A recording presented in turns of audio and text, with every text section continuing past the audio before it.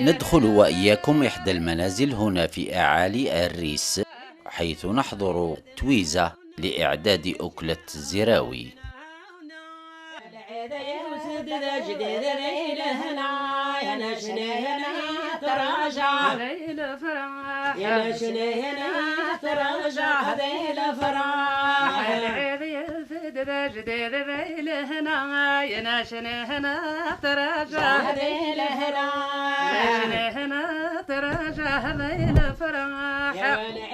طبق الزراوي هو من الأطباق التقليدية المتوارثة هنا في أعراش الواد الأبيض.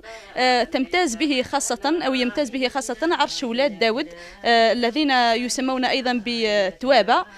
فمنبت هذا الطبق من هذا العرش، ثم انتشر بعد ذلك إلى غيره من الأعراش خاصة ولاد عبدي، مع تباين أو اختلاف واضح في كيفية تحضيره أو إعداده. وعلى هنباي وصلاة وعلى هنباي وصلاة وعلى هنباي وصلاة وعلى هنباي ما يحمد يا على. آخرون غير توابة يعدون هذا الطبق وكل بطريقته الخاصة، غير أن هذه الطريقة تعتبر الأصل في هذا الطبق.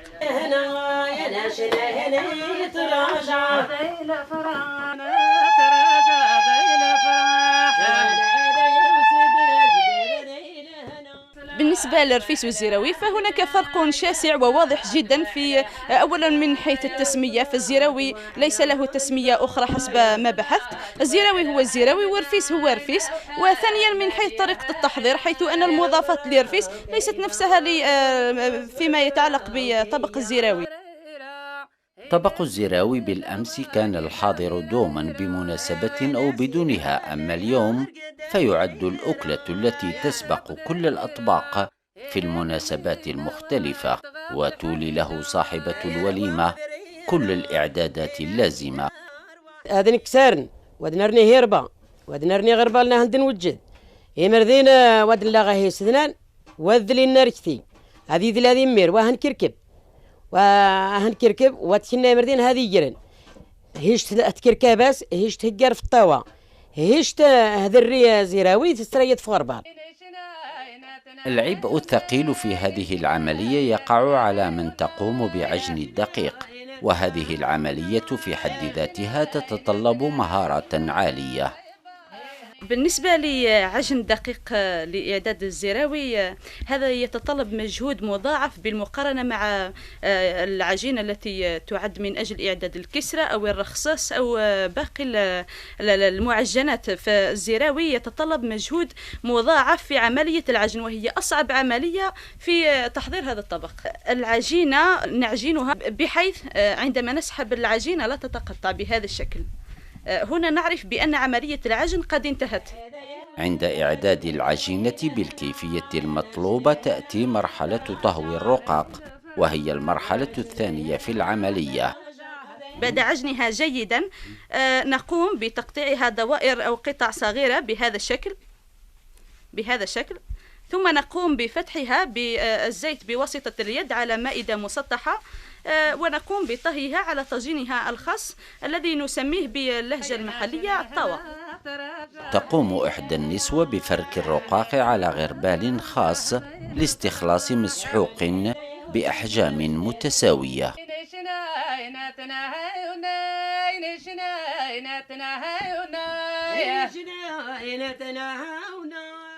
عند مزج الغرس بالمسحوق يمرر ثانية على الغربال لتأتي مرحلة سقيه بالسمن والزبدة.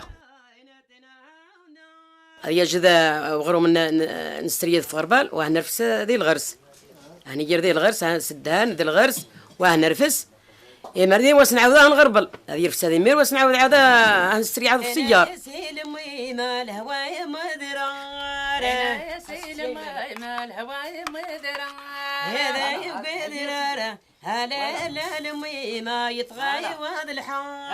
أنا ميران سفسي الدهان ما غير ندهن الماء الخير، ما انك غير نقش ندهن الماء نقار الزبده نسفسي واميره نسقى سنج زي كان شي نتسقى بلا زبيب بس حمار هياني ميرا قار نديك الزبيب. إعداد الزراوي تحسبا ليوم العرس أو الختان يطلق عليه محليا اسم السنزراوي أو يوم الزراوي، ويعد بمثابة الإعلان عن انطلاق الأفراح.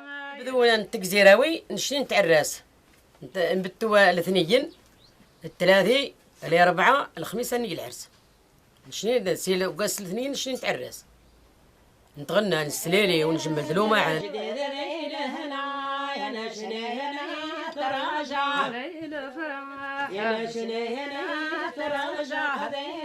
هكذا يكتمل إعداد هذا الطبق، طبق الزراوي، ويقدم برفقة اللبن البارد، ولا يؤكل إلا باجتماع أفراد الأسرة والعائلة، إذ أن اللمة تزيده أكثر حلاوة.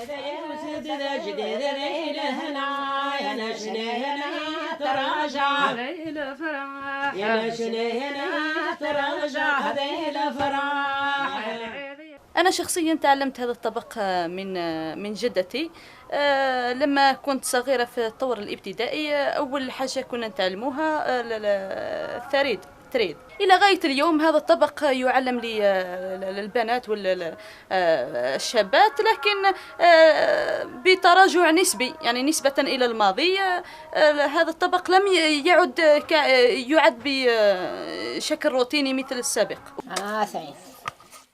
رغم حلاوته وأهميته الغذائية لم يعد طبق الزراوي الحاضر الدائم في أريس كما سبق، ولذلك حري بالأمهات تعليم بناتهن كيفية إعداده.